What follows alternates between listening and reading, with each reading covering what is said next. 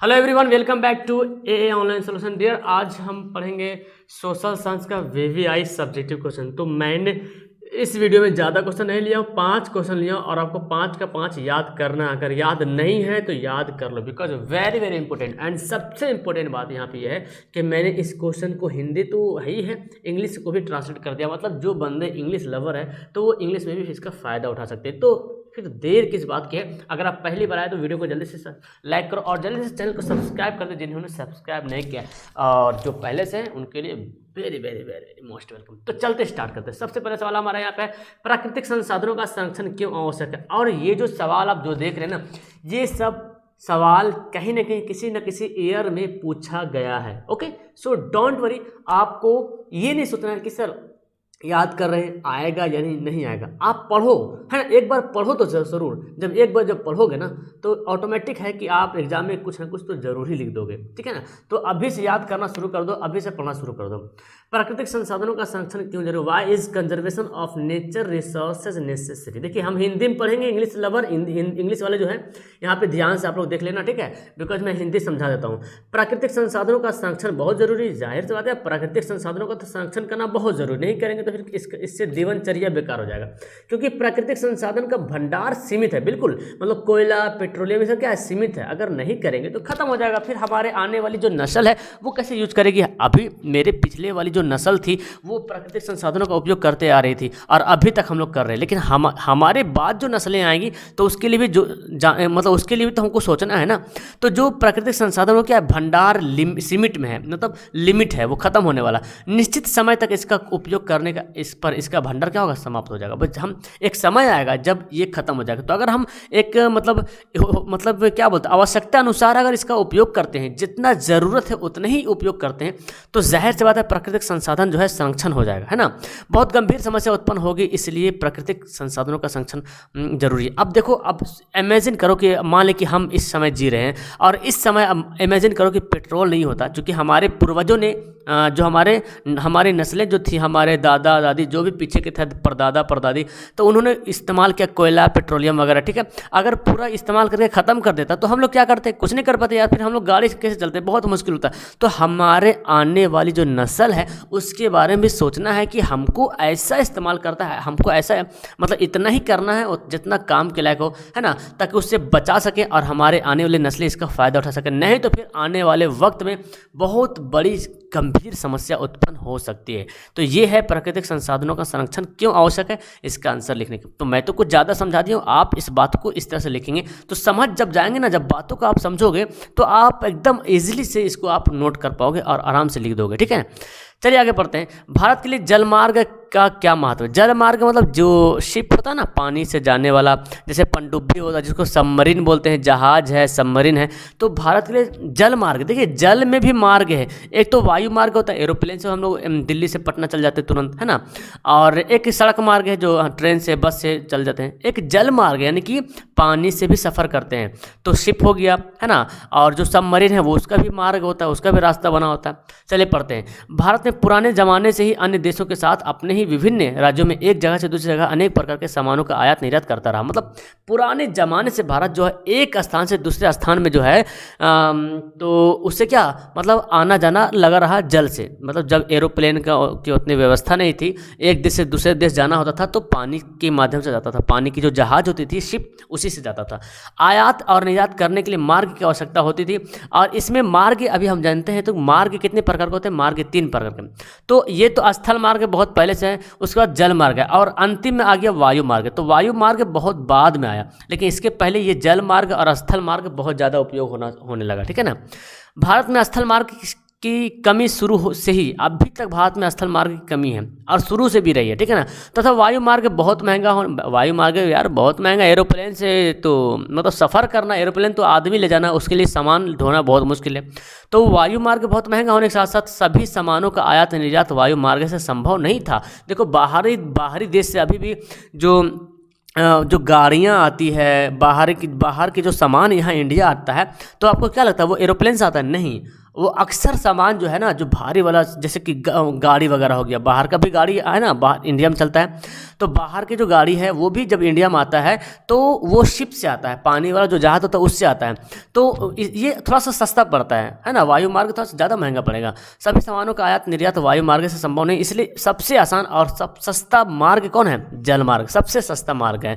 इसलिए भारत में जल मार्ग का महत्व बहुत अधिक है। अगर ट्रेन का इस्तेमाल करते तो एक देश से दूसरे देश में जाने के लिए, ट्रेन को जाने के लिए ज़मीन की आवश्यकता पड़ेगी।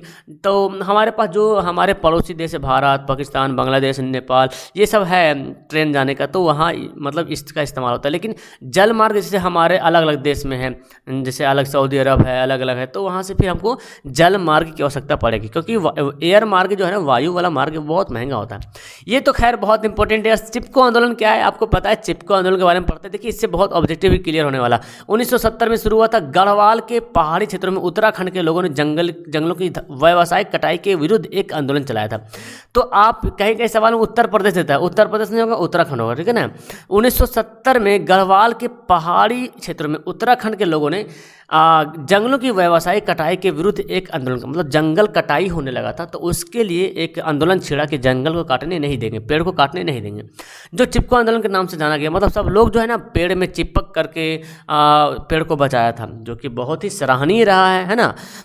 ग्रामीण लोग पेड़ को काटने से बचाने के लिए उनके साथ चिपक जाते थे। इस आंदोलन का नेतृत्व कौन किया था? सुंदरलाल बहुगुणा, बहुत इंपॉर्टेंट। और कई महिलाओं ने भी किया था। इस आंदोलन में बहुत से लोग शामिल होने लगे। इस आंदोलन का प्रभाव भारत के विभिन्न क्षेत्रों पर पड़ा। मतलब उत्तराखंड में तो हुआ ही है, लेकिन इसका जो इफेक्ट जो देखने को मिला भारत के मतलब उत्तराखंड के अलावा और भी अनेक स्टेट में देखने को मिला। इस आंदोलन का सबसे बड़ा प्रभाव पड़ा 15 वर्षों तक हिमालय वनों की कटाई रोक दी गई। मतलब हिमालय वन की कटाई रोक दिया। मतलब इसका इतना बड़ा इफेक्ट पड़ा उत्तराखंड से कि हिमालय की जो पहाड़ी में जो पेड़ है ना, उसकी कटाई 15 सालों तक मतलब मंजूरी दे दी गई थी कि 15 साल तक पेड़ नहीं काटेंगे। यानी कि अगर पेड़ काटेंगे तो हम उसके लिए पहले से कहीं पेड़ लगा देंगे, ताकि 15 साल में उतना पेड़ उग जाएगा, उतना बड़ा हो जाएगा, तो काट सकते हैं, ठीक है ना। तो ये है चिपको आंदोलन। तो ये 2 या 3 नंबर का सवाल आता है, आप इसको आराम से लिख दोगे। इंग्लिश लवर, इंग्लिश देख लो यहाँ पे डियर, आप समझते बेहतर तरीके से, है ना। तो यहाँ पे मैंने आपके लिए इंग्लिश का ट्रांसलेट कर दिया। ओके, आगे पढ़ते जी। देखो भारतीय अर्थव्यवस्था में कृषि का महत्व क्या है, ये भी बहुत इंपॉर्टेंट है। यानी कि Bharat, what is the importance of agriculture in the Indian government, है ना। मतलब भारतीय जो इंडियन इकोनॉमी है, भारतीय अर्थव्यवस्था है, उसमें मतलब एग्रीकल्चर का क्या महत्व है। आपको पता है भारत तो कृषि प्रधान देश ही है ना। भारत हमारे देश जो है, भारत जो है कृषि अर्थतंत्र मतलब कृषि प्रधान देश है। अधिवास और सामाजिक सांस्कृतिक क्रियाकलापों की आधारशिला, मतलब भारत जो है कृषि प्रधान देश है। यहाँ सामाजिक दृष्टि से ले लो या सांस्कृतिक दृष्टि से ले लो, या है ना, ये सब जो है आधारशिला है। इसका सब आधार क्या है? कृषि है। कुल राष्ट्र का लगभग 50% कृषि प्राप्त होता है। मतलब कुल राष्ट्र का लगभग आय, कुल राष्ट्र का जितना इनकम है ना, उसका 50% बोला जाए तो कृषि से प्राप्त होता है। भारत की 63% जनसंख्या कृषि से सीधे जुड़ी है। मतलब 100% अगर भारत की जनसंख्या आबादी है तो 63% जो है ना, वो लोग जो है, आबादी जो है, कृषि से सम्मिलित है, कहीं ना कहीं कृषि का काम कर रहा। कोई किसान है, कोई कृषि से काम कर रहा, ठीक है। कृषि से ही 28 करोड़ पशु जुड़े हुए हैं। अब कृषि का जो काम करेगा तो पशु रखेगा ही। जैसे पंजाब वगैरह में जाओगे तो देखोगे सबके घर में बैल, गाय रहेगा, भैंस रहेगा, क्योंकि कृषि का काम है तो वो सब यूज करता है ना। बहुत से हर जगह रहता है जो कृषि की सहायता से कई उपयोगी वस्तुओं का उत्पादन भी करता है। कृषि भी करता है, उसके अलावा और भी कुछ करता है। भारत में कृषि का महत्व कई कारणों से है जो निम्न है। अब कृषि का महत्व भारत में क्यों? एक तो हम जाने भारत जो कृषि प्रधान देश है, यहाँ कुल आय का 50% कृषि से प्राप्त होता है ना। यहाँ पे भारत की कुल जनसंख्या का 63% कृषि पर आधारित है। और कृषि के अलावा जो है 28 करोड़, लगभग 28 करोड़ पशु जो है इसी से जुड़े हुए। आप जानते हैं क्या इसका महत्व है? कृषि क्यों महत्व है? तो देखिए भारत में लगभग 50% लोगों की जो जीविका है कृषि पर आधारित है ना। 50% बोल सकते हैं, 63 बोल सकते हैं, ठीक है। अब देखो जुड़ी होने का मतलब अलग है। 60% लोग कृषि के साथ जुड़ी हुई, लेकिन 50% लोग हैं जिसका डिपेंड है कृषि पे, एकदम कृषि पे डिपेंड है, मतलब वही खाना। अरे बहुत सारा किसान होता है, बहुत लोग क्या होता है किसान का काम करने मजदूर लोग हैं, तो मजदूर लोग कभी घर का भी लेबर मजदूर का भी काम कर लेता है, कभी कृषि का भी मजदूरी काम कर लेता है, तो कहीं ना कहीं जुड़ा हुआ है। लेकिन 50% लोग जो है कृषि पर आधारित हैं। भारत की विशाल जनसंख्या के लिए भोजन कृषि से प्राप्त होता है ना। भारत में जितनी जनसंख्या है, जो हम लोग खा रहे हैं, दाल चावल रोटी अनाज जो भी खा रहे हैं, क्या है, सब तो कृषि से है। किसानों का शुक्रिया अदा करना पड़ेगा हम लोग को, है ना। तो वो नहीं रहेगा तो हम लोग भी नहीं रह पाएगा। तो कृषि बहुत ज़रूरी है। तो जितनी आबादी है सब कृषि पे ही, भोजन कृषि से ही प्राप्त होता है। जो भी भोजन खाता है कृषि से प्राप्त होता है। कई उद्योगों के कच्चे माल कृषि से ही प्राप्त होते हैं, जैसे चीनी उद्योग, वस्त्र उद्योग। कहाँ से आता है कपड़ा जो पहनते हैं, इतने अच्छे अच्छे कपड़ा पहनते हैं, कहाँ से आता है, वो भी कृषि, उसकी भी खेती होती है। अरे कपड़ा की खेती नहीं होती, कपड़ा जिससे बनता है उससे खेती होती है। जैसे सूती कपड़ा पहनता है तो रुई है ना, उत्पादन उसका बागान होता है, उसका उपयोग किया जाता है। जैसे रेशम कपड़ा है तो रेशम का जैसे खेती होता है, तो हुआ ना। चीनी उद्योग, तो चीनी हम लोग क्या, चीनी गन्ना होता है। तो बहुत सारा उद्योग है जो कृषि से ही डिपेंड करता है। चाय देखो कृषि पे है, गन्ना, मोटे अनाज, कुल, तिलहन जितना है सब यहाँ पे उत्पादन भारत में विश्वव्यापी अग्रणी है।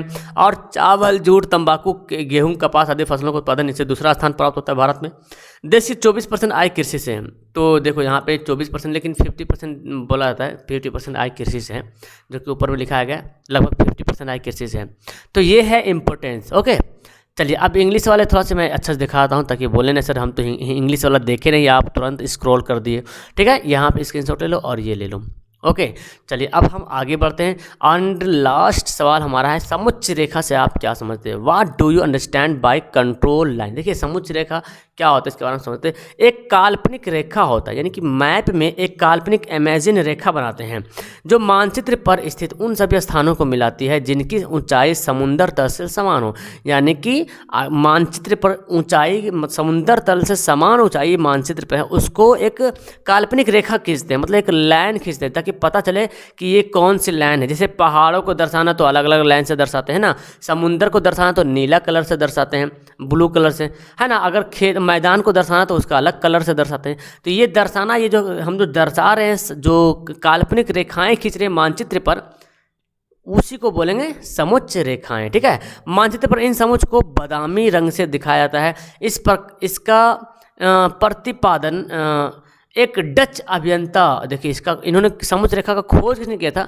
डच अभियंता एन क्रूकुइस ने 1930 में की।